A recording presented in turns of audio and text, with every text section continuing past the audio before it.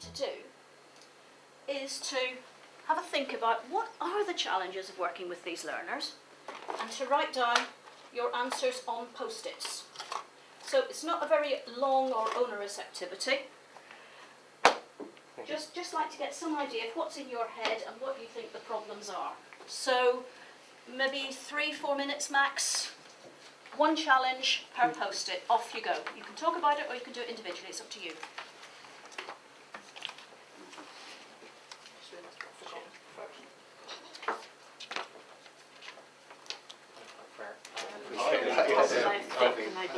That's one of the blocks. And the other one is what's the point? These don't tend to be the main two. You perceive lack of process as a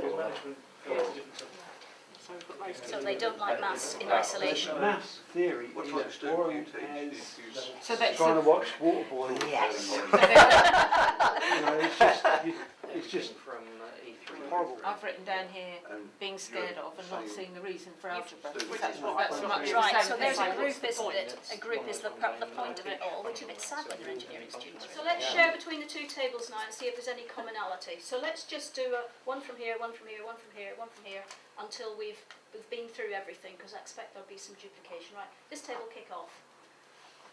low confidence is one we all started writing. Low confidence, right, you had that as well over here. So that's a big issue. We have to build self-esteem somehow. So maths in isolation for these students probably doesn't work. Theory just doesn't relate to anything. I don't. Okay. Well, it doesn't to me personally. I've got to relate to the real world. Right, okay. Getting students to do sufficient practice to gain the skills. Very few do enough to gain fluency. Even the motivated students will say, I don't want the worksheet, I want the assignment. Practice might be some way of getting them to do some mathematics where they don't realise that they're practising. Estimation and Yeah, to be able to predict what the sort of answer they're expecting to get rather than... I think you've absolutely hit the nail on the head there. I was reading, I'm doing another event tomorrow, I was reading it in preparation for that, and there was something called plausible estimation.